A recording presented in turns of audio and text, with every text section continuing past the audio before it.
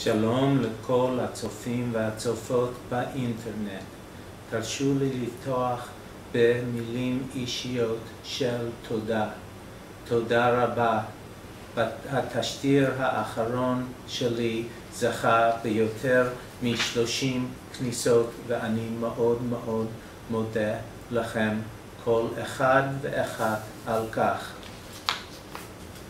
מאז התשדיר האחרון הרבה אנשים שואלים אותי, הם שואלים, נורדיה זה בטח מקום מאוד מאוד יפה, כמה זה יעלה לנו לנסוע יחד עם חברת תל אביב, להשתכן בנורדיה בחג הראשון של סוכות. והנה התשובה, למבוגר זה יעלה ככה, מחיר מומלץ 425 שקלים. מחיר מינימום 400 שקלים. לילד מחיר מומלץ 300 שקלים. מחיר מינימום 285 שקלים.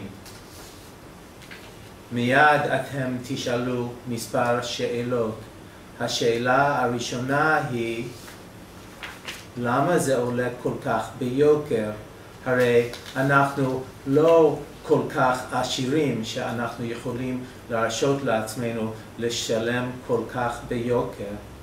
אני מסכים איתכם ואני חקרתי את העניין, את השאלה למה זה עולה כל כך ביוקר.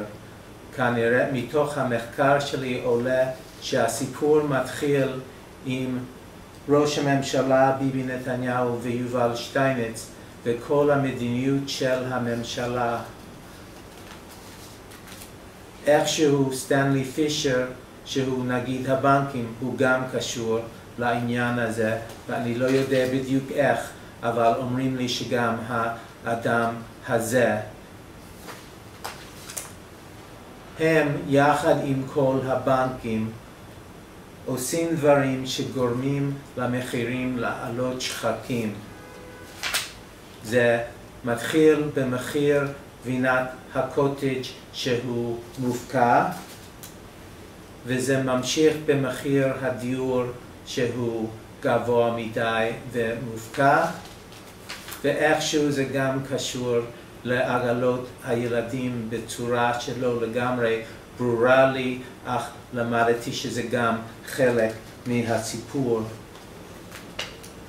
אז אתם תשאלו אותי, טוב, עכשיו אנחנו מבינים למה זה עולה כל כך ביוקר, אבל למה יש מחיר מומלץ ומחיר מינימום?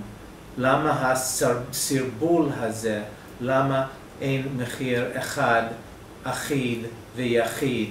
והתשובה היא שלנו זה מאוד מאוד חשוב לאפשר לכל החברים בחבורה להגיע, ויש חברים שלא יכולים להרשות לעצמם לשלם את מלוא המחיר המופקע שמבקשים בגלל ביבי ויובל שטייניץ וסטנלי פישר ולב לויוב והקוטג' והעגלות, ולכן ההפרש בין המחיר המינימום לבין המחיר המומלץ הוא בעצם יממן מלגות ועזרה לחברים שצריכים.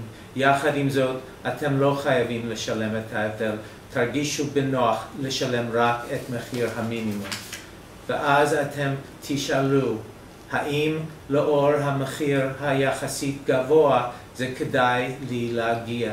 והתשובה שלי היא חד משמעית, כן, ויש לזה מספר סיבות. סיבה אחת זה האוכל בשפע, בלי חיידקים ובקטריות ובלי וירוסים. בנוסף על כך יש בית הכנסת שם, בו אנחנו נתפלל שהוא מאוד יפה. יש את בחוץ ויש את הבפנים בחדרים המאוד יפים עם המיטות. הזכרתי כבר את הבריכה האולימפית שעדיין יש שם, ויש גם את שולחן הפינג פונג לילדים וגם למבוגרים שאוהבים לשחק פינג פונג. הזכרתי בפעם הקודמת אולי הדבר המדהים ביותר שיהיה משחק הבלשות למשך יממה תמימה. ויש את העניין של הכיף.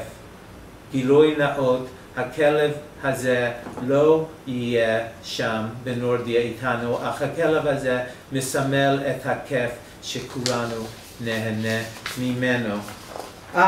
והאם הזכרתי שיגאל וברוריה יגיעו ואנחנו נוכל להתפתח איתם ולשוחח איתם גם שיחות נפש וגם שיחות פעילות כאלה.